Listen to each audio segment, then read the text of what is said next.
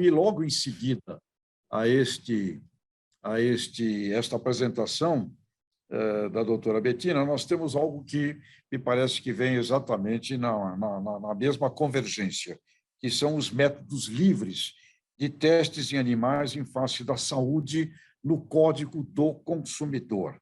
E nós vamos ter aqui conosco o Dr. Michael Ogerschlager, que estudou biologia em Hanover, em Boston também, nos Estados Unidos, tem doutorado em biologia molecular, tornou-se líder do grupo independente da Max Planck, Instituto de Immunology em Freiburgo, na Alemanha, e habilitado no campo da biologia em desenvolvimento.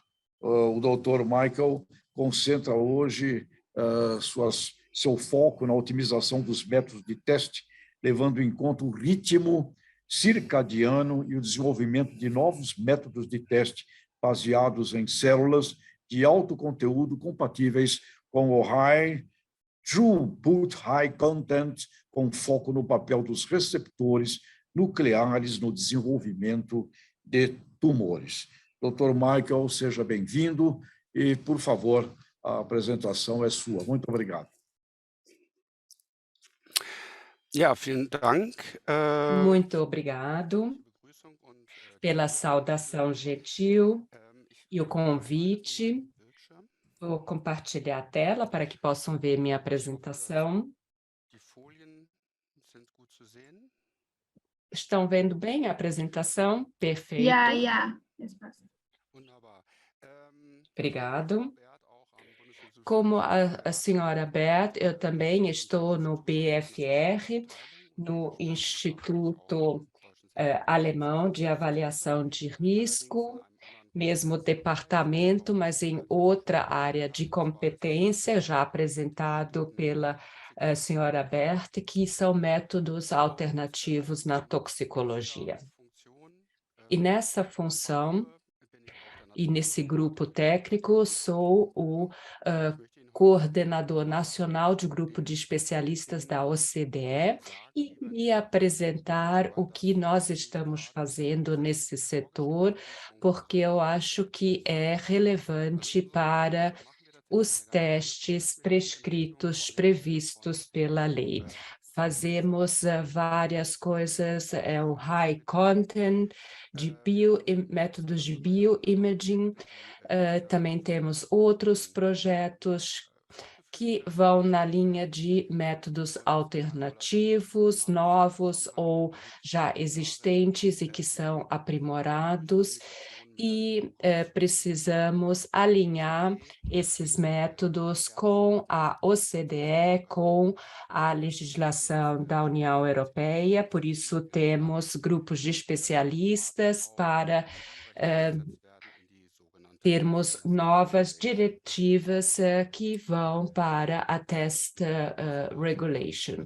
Agora, a importância da OCDE e porque eu estou dando destaque, hoje método da OCDE pode ser in vivo ou in vitro, portanto, método alternativo, e quando ela é desenvolvida e realizada de acordo com a melhor prática laboratorial, precisa ser reconhecido por todos os Estados-membros da OCDE. Os dados precisam ser reconhecidos, como os dados são usados de acordo com a segurança química, depende dos Estados-membros, mas os dados precisam ser aceitos e não se pode exigir que o teste seja repetido. Isso é importante nos testes de in vivo em animais, gatos, cães, então não pode-se exigir a repetição do teste, então tem validade global, são 38 Estados-membros que todos se submeteram a essa aceitação mútua dos dados, e eu acho que o Brasil também faz parte do grupo. Então, o processo é bem complexo e se diz que ele também é demorado, complicado, mas na verdade não é bem assim. É um processo bem estruturado, bem transparente e claro. Nós apoiamos o desenvolvimento de métodos de teste já na apresentação de projetos no nosso programa da OCDE.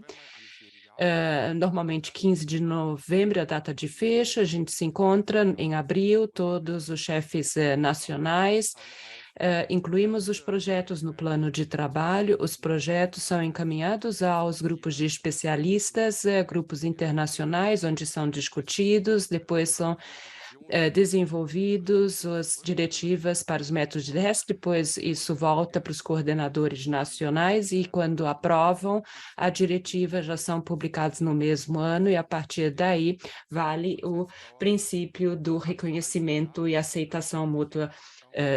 Pode durar 1 ou 2 anos, depende de quão bem desenvolvido está o método, se atende todos os requisitos que precisam ser respeitados, e isso pode levar a alguns atrasos, em média são 3 anos.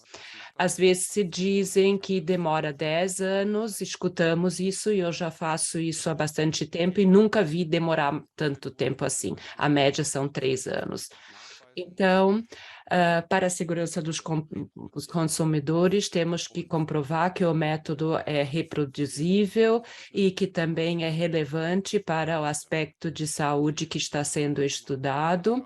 Então, é a transferabilidade, em inglês, a reliability, né? A confiabilidade é um critério importante, precisa ser bem definido, padronizado e deve-se comprovar que funciona num laboratório, mas também replicável em outros laboratórios e esse é um aspecto importante, considerando o debate sobre a replicabilidade, a reproduzibilidade, que o resultado tem que ser o mesmo. O segundo aspecto que temos que levar em conta na proteção dos consumidores, em que medida o método alternativo atende às exigências e quando serve como método alternativo, se refletem os dados que a gente obtém de um animal em vivo. Isso, às vezes, é bem complicado, depende também dos dados de referência que a gente tem dos experimentos em animais, o que é importante, que a gente descreve bem os limites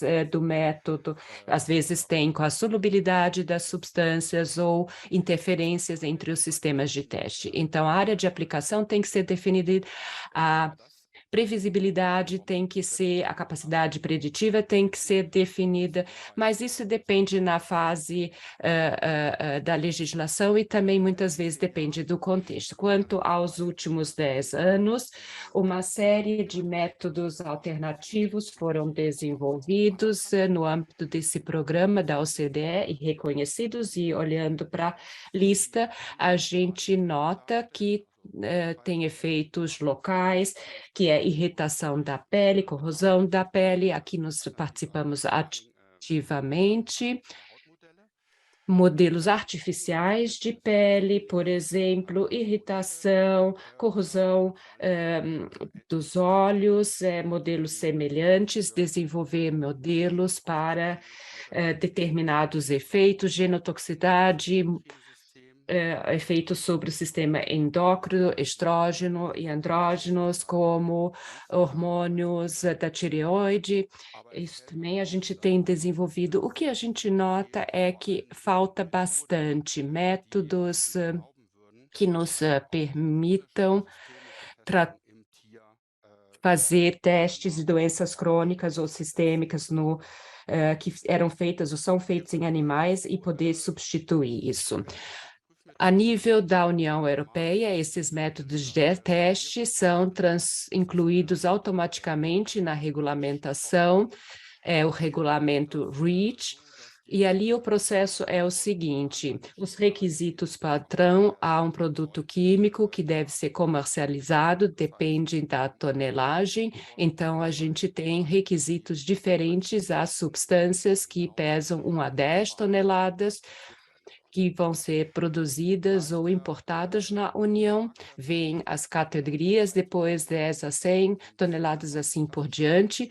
Esses dados, de forma clássica, eram testes em animais e as exigências vão aumentando com a tonelagem testes que precisam 1.000 toneladas de ratos ou camundongos. Se não há dados, também não há mercado. A vantagem é que tudo é padronizado, tudo que precisa ser comprovado, qual o grau de precisão, e isso facilita o desenvolvimento de métodos alternativos, porque as metas foram claramente definidas.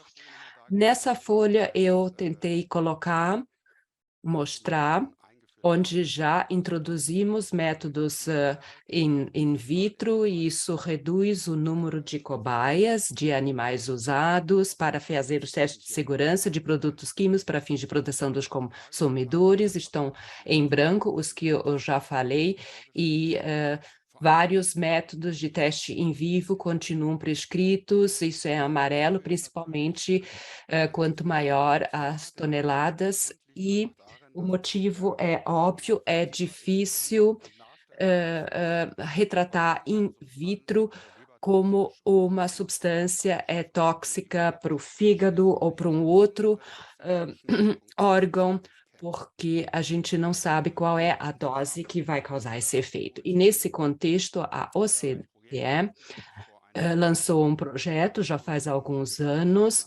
e aí eram as vias adversas, e o princípio é qual é a interação molecular que acontece.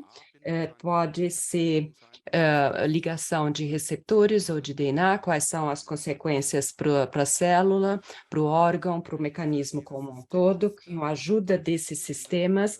Ali a OP era vias de desfecho adverso, e ali se tentou mostrar de forma clara as vias de toxicidade, definir isso e, assim, ir esclarecendo os mecanismos de efeito, simplificar os processos biológicos. Depois de definir claramente os processos, já não fica mais tão difícil desenvolver os respectivos métodos para retratar esses processos e testá-los individualmente. Então, permite um desenvolvimento direcionado de testes in vitro e in químico. Já temos mais de 200 AOPs, vias de desfecho adverso, e alguns já foram reconhecidos e publicados, e a mais famosa, ou o primeiro método que foi desenvolvido foram métodos de sensibilização cutânea, e aí uma via para a pele já foi aceita, já faz mais de 10 anos, e foram definidos 4 passos: a ligação a uma proteína, apenas células que são ativadas, e a ativação conjunta é que as células dendríticas vão para os nódulos linfáticos, ativa as células T, e para todas essas etapas dessa via foram desenvolvidos métodos, e a maior parte já foi aceita pela OCDE. A questão que se coloca nesses métodos, e elas sempre voltam, como é que eu chego dos dados individuais a uma decisão relevante? Na sensibilização, não se trata só de tomar a decisão se a substância sensibiliza, mas também tem a ver com a potência, e isso dificulta todo o processo. Nós também participamos ativamente para desenvolver vários AOPs ou marcadores, ou identificar os elementos de um AOP, e usamos diferentes métodos, mas hoje queria chamar a atenção que ano passado demos um passo importante na OCDE, porque estabelecemos um processo com o qual podemos combinar métodos, e apoiamos que esses métodos tragam uma resposta relevante, que é o método do Defined Approaches, das abordagens definidas, e assim a gente define um procedimento de interpretação de dados. A sigla é DIP. Soa trivial, mas não é. Até agora, a gente examinou métodos de teste individuais quanto à previsibilidade, reprodutibilidade. Agora já temos métodos de teste aceitos, Resumindo, 10 métodos propostos foram publicados, nós nos ativemos as mais simples, que pareciam mais simples, depois notamos que é mais complexo do que parecia, era um projeto da União Europeia, junto com colegas dos Estados Unidos.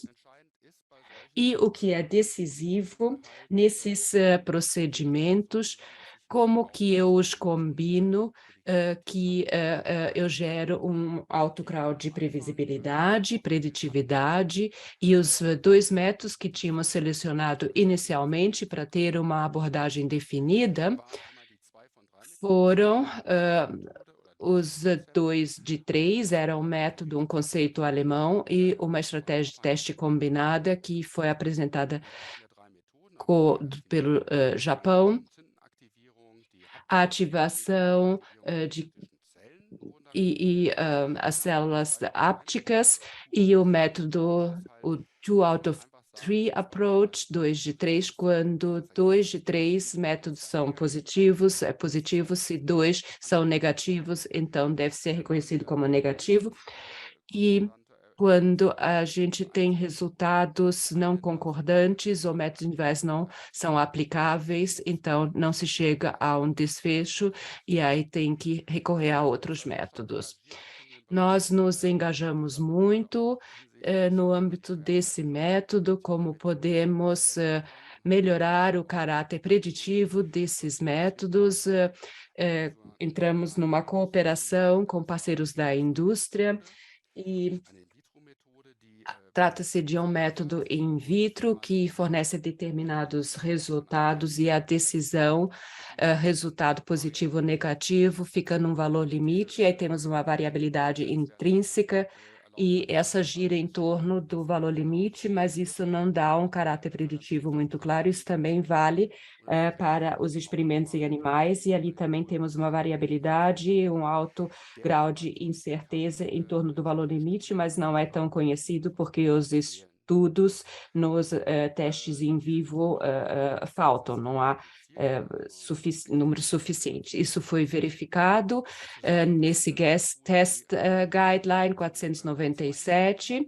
Além disso, temos mais 2, que é a queratinoativação e a aptinização com um método de in sílico, uma atividade quantitativa, interação, e assim conseguimos o caráter preditivo. Vários métodos em si foram aceitos, uma comercial, outra da OCDE, métodos já disponibilizados, e aqui o método até permite fazer uma distinção entre substâncias mais sensibilizantes, menos sensibilizantes, também soa simples e trivial, mas o maior problema que tivemos no desenvolvimento